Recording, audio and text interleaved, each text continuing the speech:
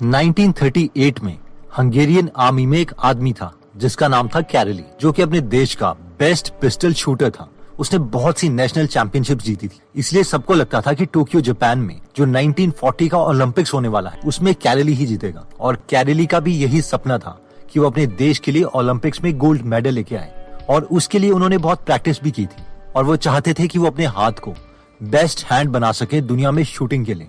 और एक दिन ये सारा सपना ही खत्म हो गया जब 1938 में आर्मी ट्रेनिंग कैंप में एक एक्सीडेंट में उनके राइट हैंड जिससे वो पिस्टल चलाते थे उसमें हैंड ग्रेनेड ब्लास्ट हो गया, जिससे ना तो उन्होंने सिर्फ अपना हाथ खोया बल्कि उस दिन मेडल जीतने का सपना भी खो दिया। कैरेली के पास दो ऑप्शंस थे, या तो वो अपनी सिचुएशंस में रोते रहते और पूरी जिंदगी ये पूछते रहते भगवान ये मेरे साथ क्या हो गया, या फिर वो दोबारा से अपने ड्रीम पर फोकस करते। एक साल 1939 में उनके देश में चैंपियनशिप हो रही थी। उनके दोस्त उन्हें चैंपियनशिप में देख के खुश हुए और उन्होंने कहा कि वाओ कैरेली, हम बहुत खुश हैं कि तुमने इतना करेज जुटाया कि तुम इस चैंपियनशिप में हम सबको मोटिवेट करने आ गए। जिस पर कैरेली ने कहा नहीं, मैं यहाँ पर किसी को मोटिवेट करने नहीं आया हूँ, मैं यहाँ पर तुमसे कंपटीशन लड़ने आया हूँ और मैं पिस्टल शूटिंग अपने लेफ्ट हैंड से करूंगा।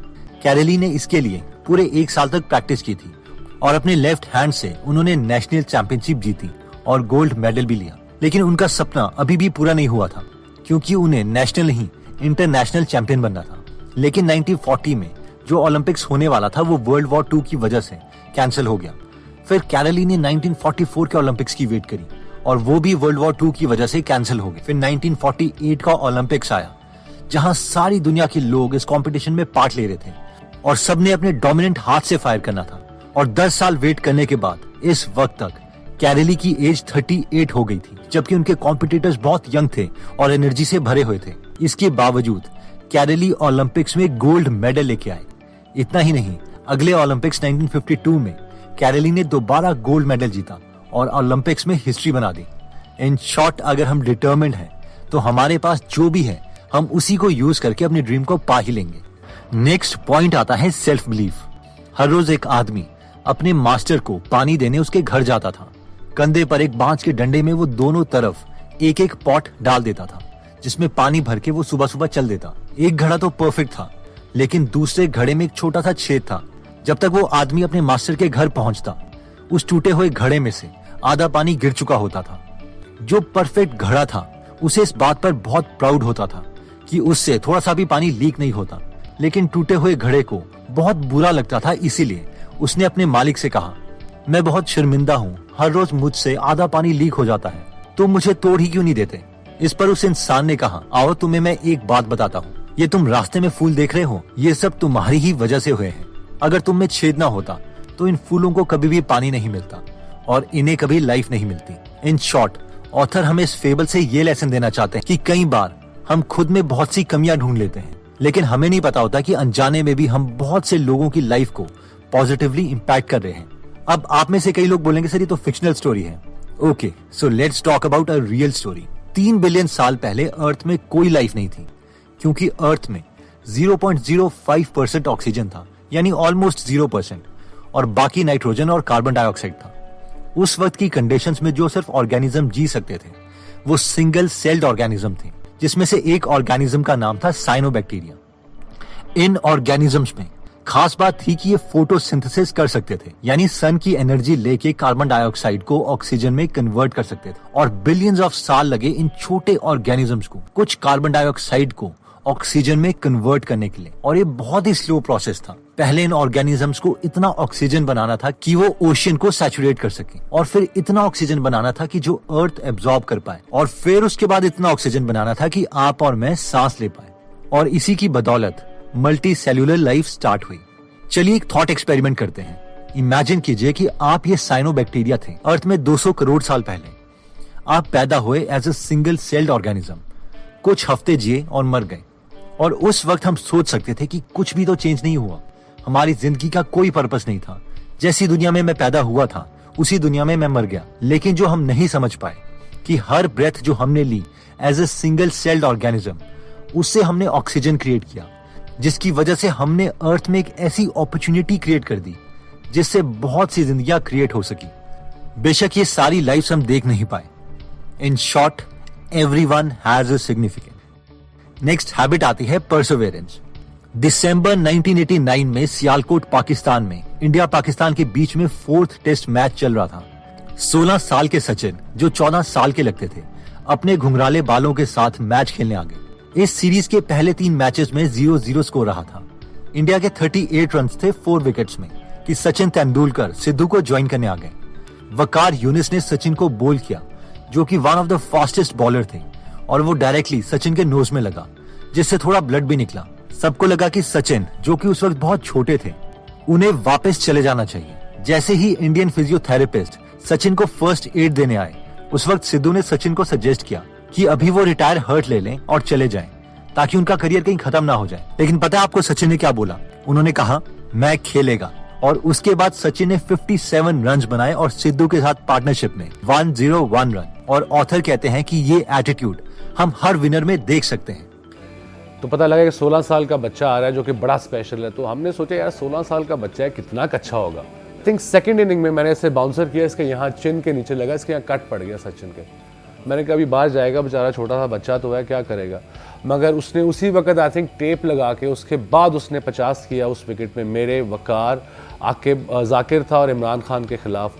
तब as a bowler I realise कि अब बच्चा आगे जाके बहुत बड़ा प्लेयर बनेगा, और उसने शो किया कि उसने दुनिया का हर रिकॉर्ड तोड़ा। मेरा नहीं ख्याल कोई भी प्लेयर उसके करीब भी पहुंच पाएगा। नेक्स्ट हैबिट आती है power of positive expectations. Texas USA में एक स्कूल में एक्सपेरिमेंट किया गया। 7th क्लास के टॉप 30 स्टूडेंट्स को चूज किया गया और उन्हें उसी स्कूल के टॉप 3 टीचर्स की सुपरविजन में रखा गया, जो उन्हें पढ़ाएंगे। इसका गोल ये था कि इन हैंड पिक्ड स्टूडेंट्स को ट्रेन किया जाए, ताकि ये स्टूडेंट्स पूरे स्टेट में टॉप कर सकें और ये स्कूल फेमस हो जाए। ये तीनों सिलेक्टेड टीचर्स भी बहुत खुश थे, क्योंकि इन्हें कहा गया था कि ये स्कूल के बेस्ट टीचर्स हैं। इन टीचर्स ने बहुत मेहनत की ताकि ये भी बेस्ट परफॉर्म कर सके। सिलेक्टेड स्टूडेंट्स भी बहुत खुश थे और वो पढ़ने के लिए आसानी से बेसबॉल गेम को भी स्किप कर देते थे। इवन की स्टूडेंट के पेरेंट्स भी बहुत खुश थे कि उनके बच्चों को सिलेक्ट किया गया, और उन्होंने भी अपने बच्चों पर बहुत मेहनत की और बच्चों की टाइमली सारी असाइनमेंट्स और होमवर्क पूरे करवाए।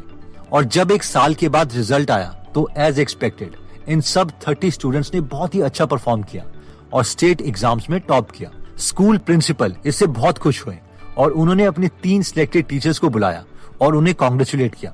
और सब टीचर्स ने ये सारा क्रेडिट स्कूल प्रिंसिपल को दिया, क्योंकि स्कूल प्रिंसिपल ने ही उन टीचर्स को अपने स्कूल के बेस्ट 30 स्टूडेंट्स दिए थे। लेकिन तब स्कूल टीचर ने सीक्रेट रिवील किया। उन्होंने कहा कि सच बताऊं, इन 30 स्टूडेंट्स में से कोई भी एक्सेप्शन नहीं है, ये तो बस कॉमन स्टूडेंट्स हैं। इस पर वो तीनों टीचर्स बहुत हैरान हुए और उन सब ने सोचा कि ये मैजिक फिर तभी हुआ है क्योंकि वो तीनों बेस्ट टीचर्स थे उस स्कूल के। लेकिन उस प्रिंसिपल ने उन टीचर्स को बताया कि मैं तो बस सारे टीचर्स के नाम एक छोटे छोटे कागज में लिख दिए थे और उनमें से 3 स्लिप्स रैंडमली सिलेक्ट की और उन 3 स्लिप्स में तुम्हारे नाम आए थे। एक्चुअली हुआ यह था कि सबने खुद को स्पेशल समझा, इसलिए सबने बहुत ज्यादा मेहनत करी, अच्छी प्रेपरेशन की। टीचर ने स्टूडेंट्स को एक्सेप्शनल समझा और स्टूडेंट्स ने टीचर्स को। और हमारे लिए भी यही मैसेज है कि जब हम किसी सिचुएशन को पॉजिटिव आउटलुक से देखते हैं तो ऑटोमेटिकली वो ज्यादा एक्शन और हार्डवर्क को लीड करता है और इसीलिए रिजल्ट भी बेटर आते हैं। तो दोस्तों, हमने प्रकाश अय्यर की बुक हैबिट ऑफ विनिंग से 4 लेसन्स देखे, जिसमें सबसे पहले लेसन था कि कैसे कैरली इतने डिटर्मिन्ड थे ओलंपिक में गोल्ड मेडल लाने के लिए कि अपना एक हाथ खोने के बावजूद उन्होंने दूसरे हाथ से प्रैक्टिस स्टार्ट कर दी, नेशनल चैंपियनशिप जीते और उसके बाद 10 साल तक ओलंपिक्स के लिए वेट किया और फाइनली 2 बार ओलंपिक्स में वर्ल्ड चैंपियन बने और अपना सपना पूरा किया। नेक्स्ट पॉइंट में हमने देखा था सेल्फ बिलीफ, जिसमें हमने पॉट की फिक्शनल स्टोरी देखी थी कि कैसे एक टूटे हुए पॉट की भी वैल्यू थी, क्योंकि अनजाने में ही सही लेकिन उसकी वजह से बहुत से फूलों को जिंदगी मिली। हमने साइनोबैक्टीरिया के बारे में भी डिस्कस किया था कि कैसे एक सिंगल सेल ऑर्गेनिज्म की वजह से आज आप और मैं सांस ले पा रहे हैं, लेकिन बहुत लोगों को लग सकता है कि एक सिंपल ऑर्गेनिज्म की लाइफ का पर्पस क्या हो सकता है, जो कि ऑब्वियसली गलत है। इसके बाद हमने देखा था परसिवेरेंस, जिसमें हमने सचिन तेंदुलकर की स्टोरी देखी थी कि कैसे ब्लड निकलने के बावजूद भी सचिन ने 16 की उम्र में कहा मैं खेलेगा और उसके बाद one of the best world cricketers में अपना नाम कमाया।